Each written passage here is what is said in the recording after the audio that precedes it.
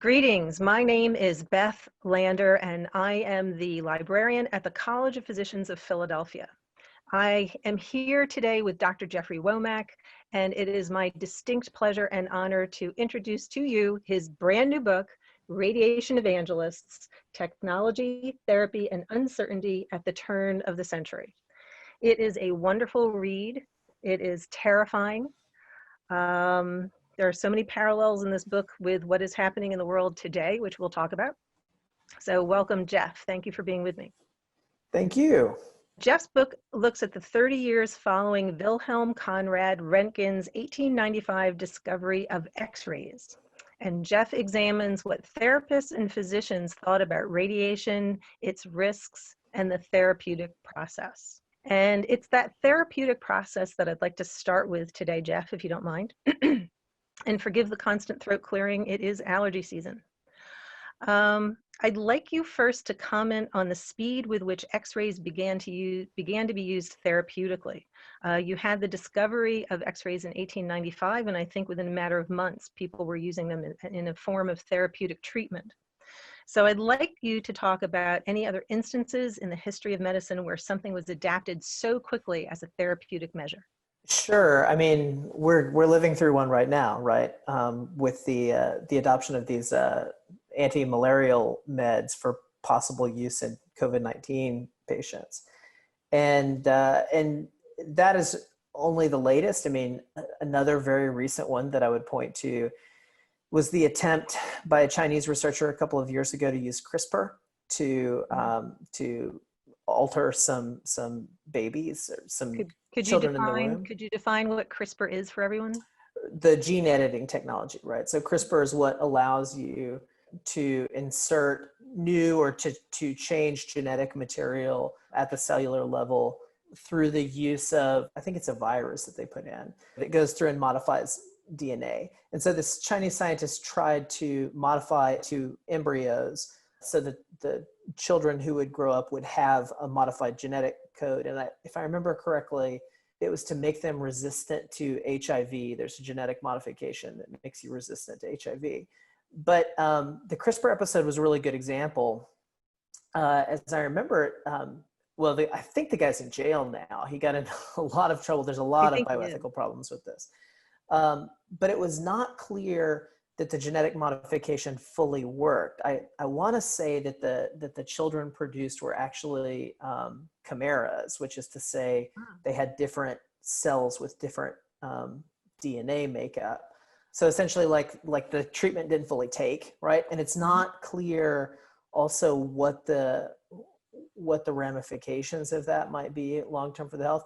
Likewise with the drugs that they're rolling out for COVID-19 right now, or that people are experimenting with for COVID-19. Well, they're pretty safe drugs, but they do have side effects. They can impact heart rhythm, for instance. And so you could definitely give yourself a heart attack by being the wrong kind of person using these things. So, well, I can understand why people are in such a rush today in order to find a treatment to help abate COVID-19 and prevent people from dying. But was there a similar urgency around 1900, 1895, that people would be rushing for X-ray treatment?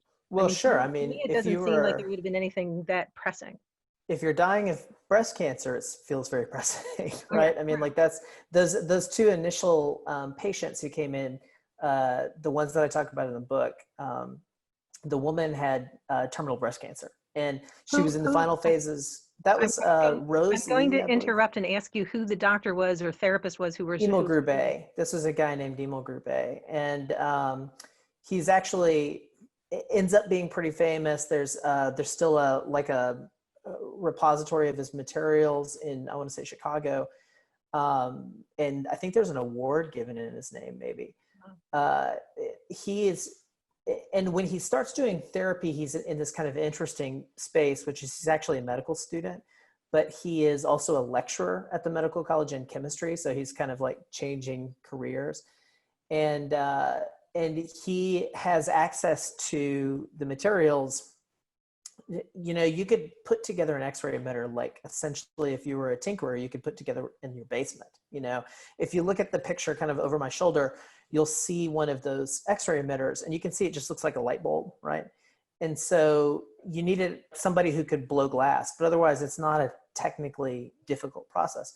And so he just kind of slams together one of these things in his lab, and along with a guy who's his helper, and then they bring in patients. And the first two of these are both people who are suffering from these really awful diseases.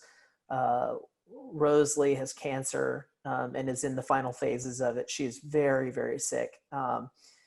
And then the other guy, Carr, has lupus vulgaris, which is some kind of probably TB, but could also be cancerous, some kind of like an infection across his face. Was that term lupus vulgaris used for a variety of skin conditions? Yes, that's right. It gets applied to a lot of things, right? Because they don't have really good diagnostic technology on it yet. And so sometimes it's also called, especially if it's a cancer, it gets called like rodent ulcer. It's got all these great, terrible names. And in Carr's case, it wasn't a fatal disease, but it was a sufficiently horrible disease that he had undergone these really awful treatments. Like one of them was cautery. They had tried to burn the infection off of his face and had permanently scarred him. The description said he had these like thick bands of scar tissue across his face. So for those folks, sure, it wasn't an epidemic, but for the folks who were seeking radiation treatment in those early days, it was a crisis. Like cancer was a death sentence. You weren't going to get better. And so for them, it absolutely was a crisis. And that was why they were kind of rolling out this technology, and why people were willing to like do this crazy stuff. Like, hey, inject me with radioactive material. Hey, I'll sit in front of this X-ray emitter.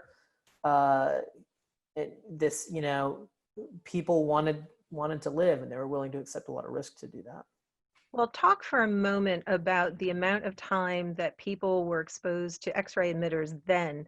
Everyone, within listening and sight has been to the dentist. We've all had dental X-rays. We've all perhaps had X-rays of parts of our body, and it's a relatively quick process. And we have a lead shield placed over our front for our protection. So talk a little bit about what it was really like in those days to have X-ray treatment. Right. When you look at the pictures and you read the captions in these early radiation journals, it just sort of makes you cringe over and over again.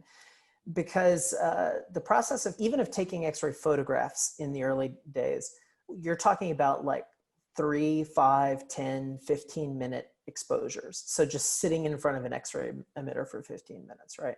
And then treatment, their early standard of care, they didn't have any way to do dosimetry, right? And so they had a really hard time knowing how much radiation you were giving someone. And so the standard of care in the early days was what's called an erythema dose, which basically means you hold the X-ray emitter in front of somebody until their skin begins to turn red. That's erythema. It kind of looks like a sunburn. And so if you are receiving an erythema dose, that is a lot of radiation. Essentially, you are, having a dangerous level of exposure. And it was a very imprecise thing because the doses didn't, like your skin takes some time to turn red. And so people would like overshoot, and they would give folks dermatitis. There are accounts of radiation, people who clearly suffered symptoms of radiation poisoning, like the anemia, that vomiting, that kind of thing. So these were huge, just enormous doses of radiation. And the other thing to understand about it is that emitters that we use today are very tightly controlled in terms of their output. So we have a pretty good sense of like what's the spectrum of radiation coming out. But the light bulb style emitters were producing radiation at an enormous variety of spectrum, which means some of the X-rays that were coming out were we call them hard. That's still the terminology we use. They would pass right through the body. They were very high energy radiation. But some of the radiation was very soft, is the term that we use, which is much lower on the spectrum. And what that really means is it's easily absorbed by body tissues. And so if you wanted to treat somebody cancer inside the body, you were also de facto irradiating their skin, right, at incredibly high levels. That was why their skin was turning red, getting erythema and dermatitis. So it was both the length of the treatments that was exposing people to enormous doses of radiation, but it was also the fact that the radiation wasn't regulated. And so you were giving them a lot of stuff that was not helpful to the treatment. It was just irradiating them. Just out of curiosity, at what point in the past 100 years or 120 years did they reach a consensus on dosimetry? I mean, at what point was an X-ray something that wasn't potentially going to kill you? Well, I mean, this is the kind of huge problem in some ways of the field, right? So dosimetry is incredibly hard to measure. I mean, it requires instrumentation that didn't exist for a long time. In 20 or 25 years, there's the rollout of they're ionization chambers that can measure the output of an emitter, but they're clunky, they're kind of hard, they're very hard to use. There was a lot of disagreement on what precisely they were telling people about the energy that was being generated.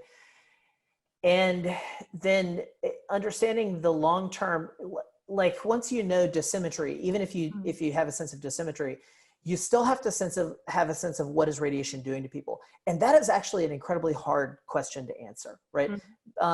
So this is one of the reasons that after World War II, the United States sends a lot of doctors and scientists to Hiroshima and Nagasaki in what's called the Atomic Bomb Casualty Commission Project. And they undertake this like long, complicated thing of interviewing bomb survivors and trying to figure out where they were when the atomic bombs went off, because they want to use it as a de facto test of what does radiation exposure do to people, right? Because nobody had a really good answer to that question. And in some ways we still don't. So you have to have the technical means to do dosimetry, but then you got to decide, like, what does that even mean?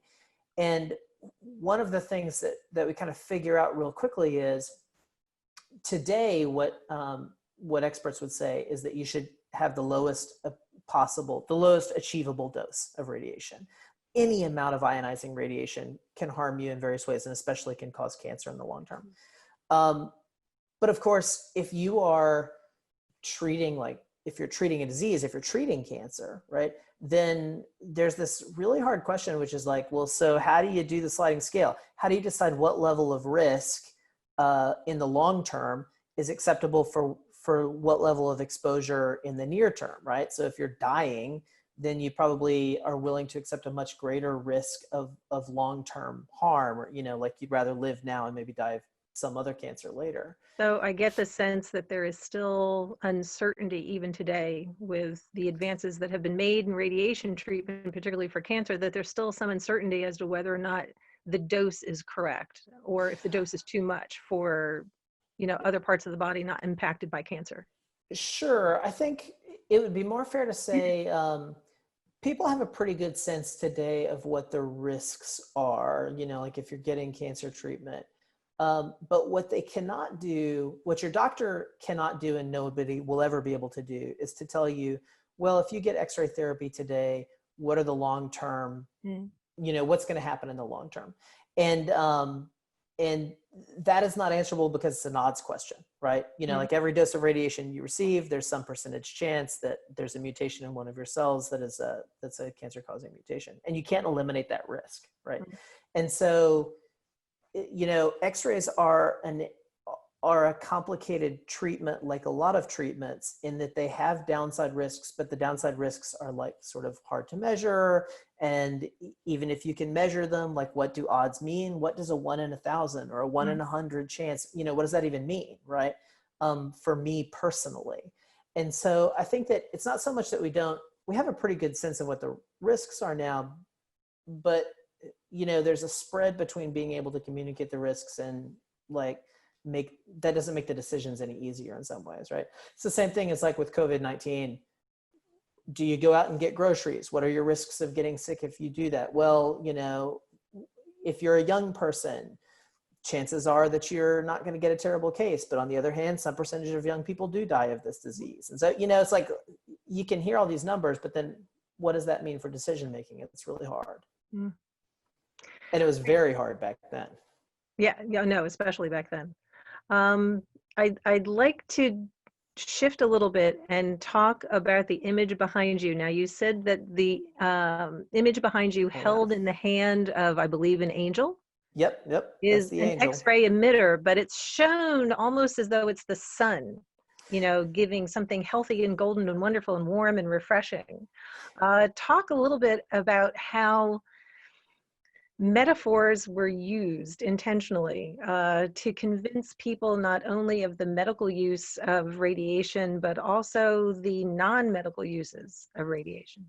Sure. In working with this project, one of the things that I found was really interesting was the pictures. In that, I read a lot of old journals of X-ray therapy and radiation therapy journals, but it was the imagery in the advertisements that in some ways taught me as much about how people thought about this stuff as reading their accounts. And you can see that this woman is shining a light down, an X-ray light, right, on the earth, as though it's the sun. And you can see scattered around the edges of the image also all of those little lamps, right, the fires. And as you point out, the emitter itself, which is that little bulb thing that she's holding, kind of looks like a light bulb. And a core question for me in this project is, so many of these early therapists, they all died. And they all died of X-ray induced cancer. A lot of the people working with radium also suffered long-term impacts. As we all know, Madame Curie, for instance, probably dies as a result of her exposure to radium over time. And so a big question is, why? Because it would be easy to imagine that from the start that these people kind of didn't know what they were doing. But the whole reason why they were treating people was because they absolutely knew what they were doing. As soon as everybody started screwing around with these X-ray emitters, they would measure the output of the emitters by holding their hands up and like looking at it in the image. All of them started to get X-ray burns on their hands. All of them did. Now it almost sounds like that was a parlor trick at first. Like, oh, look what I can do in my hand. Look what's coming. Yeah, absolutely. Right. And they were just, a lot of times they were just fooling around with the emitters. Like I can, wiggle my fingers. I can see the bones. And so you just can't pretend that it wasn't about damage to the body. They all knew that these things could damage their bodies. So the question that I was asking was, well, then why were they all working with these unshielded emitters? And, like they were just really reckless with this thing that they knew was incredibly dangerous. Like they could see it in their own flesh and blood. So if they knew, I mean, they had obvious evidence early on that it was dangerous, that they were making themselves sick. And yet all of the imagery that you discovered in your sources was really meant to, instead of projecting harm, project health. Right. It's an angel, right? Yes. It's an angel carrying the emitter. It's an energy force. And who doesn't love a really good energy force? And she's shining sunlight down on the world, right?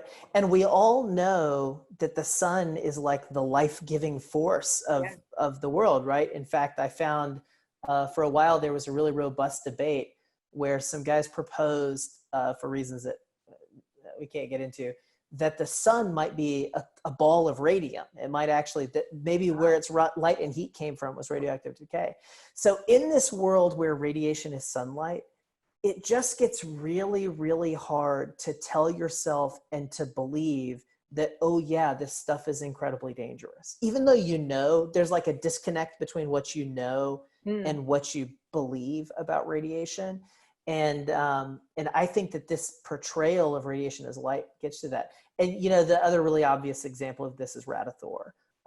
There's this consumer, the energy drink, right? Do me a favor and talk a little bit about two things, Radithor and the practice now of people sitting in health minds. They're called health minds. Right? Please.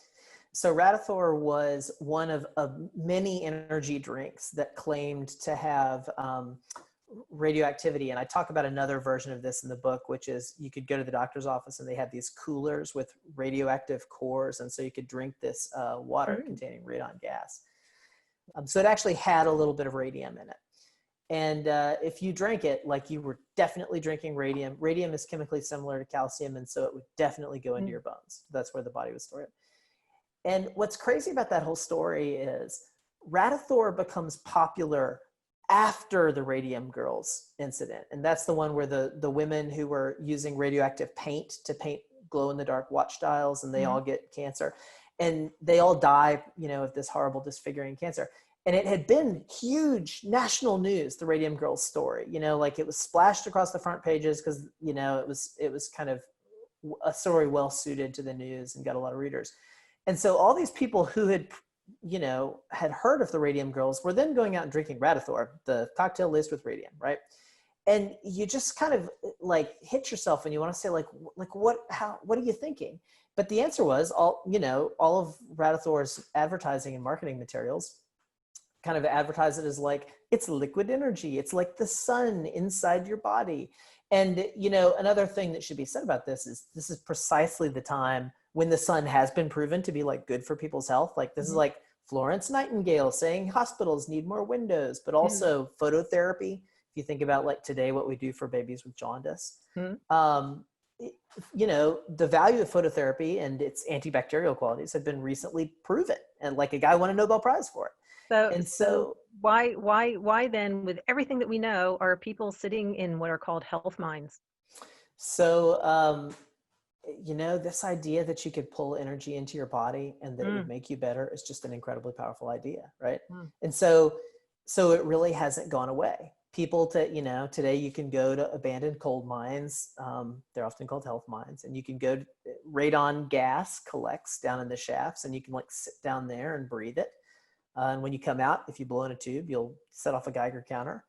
I do not recommend this as a health activity, but it's a powerful, even something that's not radioactive. If you watch advertising for like Red Bull, the idea that energy is somehow this amazing thing that you can take into your body. And who among us has not felt tired or wished to be younger or said like, oh man, I used to be able to stay up late or whatever.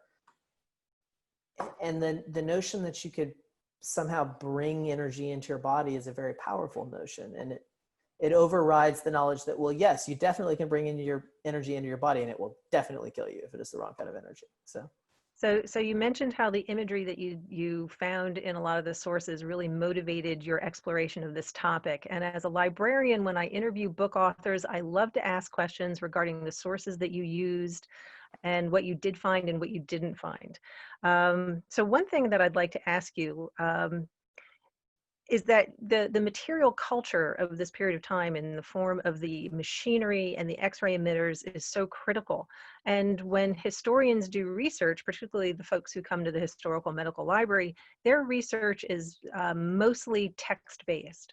So I want you to talk a little bit about the value of the object to your research and whether or not you think as a historian that objects are devalued as a primary source across, really any field of historical endeavor. Sure. I think that objects are really, really valuable, and I think that they really get missed for a couple of reasons. One is that it is very hard for me in writing about the physical objects that were X-ray emitters. I have a whole long chapter that kind of does a deep dive into the structure of emitters. And it's a lot of work, and it's kind of a hard writing problem to figure out, like, how do you describe these physical objects in the way that your reader can like understand and think about and understand what's going on. There's a second problem, which is often the objects are hard to get a hold of, and it's hard to understand how they work. You actually can build an X-ray emitter off of components that you can find like on eBay pretty readily, but my wife forbade me from building an X-ray emitter. We do not recommend that you do this at home. You should not do that. Do this at home.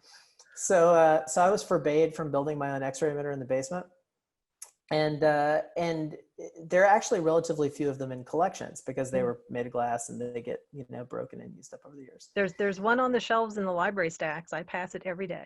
And we could definitely hook it up and but maybe we shouldn't. So in describing, so you kind of run into that problem.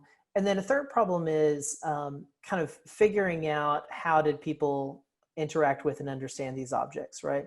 And in my case, what that meant was a lot of really close readings of journal literature and people talking about like, what did they do in their office? What did their setup look like? But all of that is to say that doing object work, I think it's really valuable, but it has these challenges that make it a little harder and cause people to turn in other directions. But if you do it, it reveals stuff to you that you wouldn't see otherwise. So for example, one of the things that I kind of worked out for this book is that a reason why so many of these physicians struggled with this technology and were eventually killed by it is that they didn't understand, or they weren't paying attention to how the devices worked in a way that made them very imprecise. These cold cathode emitters were very, very imprecise. But to figure out that that was the case, you needed to do some measurement of the devices that they were not willing to do, not because it was not possible, it was possible, but because it was a hassle and they were treating people, right? And so it was like, you didn't want to burn half your day like fiddling. You're already burning a lot of your time fiddling around with cranky electrical machinery, and you didn't want to screw with another vacuum pump. And so when I read the literature, I found these like few little people who are reporting, hey, like I hooked my emitter up to a vacuum pump and whoa, you're not going to believe what's going on inside that bulb. But to sort of to work out what people were missing and how it understood it, it took a few extra steps of kind of trying to really dig into and it also forces you to learn some stuff that in my case, I'm trained as a historian, not as a radiologist or as a chemist or as an engineer. And so in order to figure out what was going on with the devices, I had to do this whole crash course self-training, in like you do a good cold job. cathode emitters. Right? You do a good job in the book explaining it. Well, it gets you I really like that kind of stuff. I'm a tinkerer. But it certainly takes you outside your wheelhouse. And when you're doing this kind of, writing and stuff, there's always this sort of nagging fear, which is like, maybe I'm not smart enough, or I don't know enough, or like I'm doing something egregiously wrong. And so I think that also pushes people off of object studies sometimes, is this feeling that, well, it's not my thing. Like I'm a text person, right? I'd like to talk about two people in the book, but two people who are also a part of the collection that I supervise, sort of, at least one is. And one is Lester Leonard, and one is Frank Hartman. And I think there is that portrait of Lester Leonard in the library, correct? Yeah. Right over the space where I was working. Yes, and for everyone who's watching this video who has not seen this portrait, it is from a 3/4 angle on the right, and his right arm and hand are tucked underneath his left arm, so you don't see it. And if you just look at the portrait, you assume that it's a very comfortable position. But Jeff, explain why we don't see his right hand. So his hand had been amputated, and in fact, probably had been amputated right, or at least his fingers had been amputated. I found the picture somewhere, I think in one of the old journals, and if you looked closely, you could see that the fingers on the hand he would have used again to hold up in front of the emitter and do the measurements. And he was a physician. Well, he sort of ends up as a radiologist, right? I mean, it's not that term then, but like he's an all the time X-ray guy pretty quickly. And he's the founder of the X-ray Society here in Philadelphia, the Röntgen Ray Society here in Philadelphia, which is still operational, still based at the College of Physicians. Yep, still meets. Yeah, which is why his portrait is hanging in the library. Yeah. And he was actually the subject of, what would happen with most of these guys, the ones at least who use their hands, they would get an aggressive cancer and it would start in the fingers or in the hand, and you would amputate that, but then the cancer would recur at whatever the point of amputation was. And you would amputate a little further. They called it dying by inches. So you would amputate up the arm until eventually you got to the shoulder and you can't amputate the torso. And so that's when you died. So dying by inches. So the reason why I asked about Dr. Leonard and Frank Hartman is they're kind of two polar opposites in terms of how they themselves worked with this technology. So you have Leonard, who essentially kills himself, and I assume he knew he was dying. Yeah, it's interesting. In his obituary, he delayed his last surgery so that he could that there's in his obituary notice they say he delayed the necessary surgery so that he could complete his final report on radiation of the intestines, or on X-ray diagnosis of the intestines. Mm. And so by that point, he certainly knew that he was dying, and all of these guys at a certain point knew, Yeah. At the end of his obituary, the editor of the journal of the Archives of the Roentgen Ray wrote, "Those of us," he said, our numbers are sadly depleted," and then he wrote, "Those of us who remain look to the audience," and my Latin is terrible, but they give the old gladiators cheer. "We who are about to die salute you," right? And Hartman, by contrast, worked with radiation his whole career. In his case, he's a radium broker, right? And so not only did he sell or rent radium to physicians, but he also provided today what we would think of as like hazardous material services. He would go, if you had a radium tube that like blew up and scattered radium dust all over your office, the stuff was incredibly precious. And so insurance companies would pay him to go do the cleanup. But he also, would explain to physicians and nurses, how do you handle this stuff safely, all that kind of thing. And Hartman was terrified of radiation. In his journal, his journal is in the collection at the College of Physicians. And in his journal, he writes all these things like, the day the radium tube blew up, he wrote, "This is the day I had prayed to God would never come," right? And in his later life, after he had retired, he participated in all these studies where they would test him for radiation. It's like anytime somebody was doing like a radiation body burden study, he was like, "Sign me up." And all of those studies always kept showing basically that he was clean, that he did not have a lot of radiation exposure, right? What did he end up dying from? I'm not sure. I think old age, essentially. He had a long, healthy life. And but he never believed until the end that he had escaped exposure. And the thing that I argue in the book is it was that fear that protected him. Whereas Lester Leonard, who was so excited, so unwilling to kind of to not work with this stuff, it kills him, right? And there's a moment where Lester Leonard is one of the early people who actually works with once X-ray users realized that they were in trouble, realized that the danger. Leonard publishes this paper where he's trying to explain what's happening to his own body and to other X-ray users' bodies. And he posits that he calls it electrostatic effects. But the point of this story is to say he uses some shielding. He figures out that it does less damage. And yet he cannot bring himself to say, this shielding is protecting me from X-rays. What he has to say is, well, I don't know exactly what this shielding is doing. It's these electrostatic effects. It's protecting me from something, but it couldn't be protecting me from X-rays because X-rays are good. Like that life-giving energy of the sun.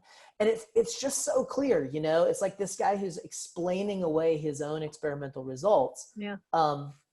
Because he wants to believe that this energy is a good and salubrious force in the world, even though it's eating him, right? So I have one final question for you. After spending what I know is years, because I observed your process over the past few years of examining this technology and how it was implemented, and people like Leonard who literally sacrificed themselves for the work that they were doing, how keen would you be at this point in your life to be treated with something that's experimental if something dreadful were to happen to your health? What's your comfort level? So I have developed a healthy skepticism of new technology, of novel technologies in general, and of medical technologies in particular, as a result of this work, not because I believe they don't work. I mean, look, X-rays and radiation are still used to treat cancer today, right? Like those early therapists, in a very real way, they were absolutely correct. Like this was a thing that was going to be used to treat cancer effectively and safely. But doing it at the beginning is different from doing it at the end, right? And these guys like pioneered a way to treat cancer, and they also killed a ton of patients with their amazing hair removal treatments, because radiation exposure will definitely cause your hair to fall out, and that kind of thing. And so there's this way in which I believe very strongly in the value of medical innovation and of technological innovation, and I'm always happy to let somebody else go first. And I think that the other part of that, I make an argument at the end of the book that technological optimism can be very dangerous, because it was reasonable to experiment on people who are dying of cancer in what we today would call compassionate use. It was stupid to experiment on people with hair removal. Like that was not a good or reasonable reason to kill people. But it was very lucrative, right? And it was really popular for a long time. And so I think, it's not that I have become skeptical of medical technology. It is that I am skeptical of the boosters in the early phases of the rollout of something new, because people want to believe so much in the upside that it really blinds them to the downside. And so I think there's a real value to having somebody standing on the sidelines saying, like, I think this is a bad idea. I don't even know why it's a bad idea, but they're always bad ideas, right? And it's funny how people who are in that space, they really hate that. And you can understand why, like nobody likes rocks being thrown. But somebody needs to do the rock throwing, because otherwise you end up murdering a bunch of patients by accident with the best of intentions, right? And that is a bit of wisdom that I think we will end on. Jeff, I thank you very, very much for your time. I particularly thank you for the addition to the library collection. Yay. And just personally, to everyone who might consider reading this, I observed the research process over a number of years, and there's very few people. 2 years? Too many years. Too many years. And Jeff's process is immaculate. So from the librarian, it gets 5 stars. Well, the College of Physicians is a great place to work, and the historical medical library collection has got a lot of cool stuff hiding in it. So I would encourage anybody else who's interested in doing this kind of work. It's a good place to go. Well, thank you for that, and thank you for your time, and good luck with the book. Great, thank you. It was a real pleasure talking to you, and I appreciated your help all over the years. You are very welcome. Stay healthy. I'll do my best.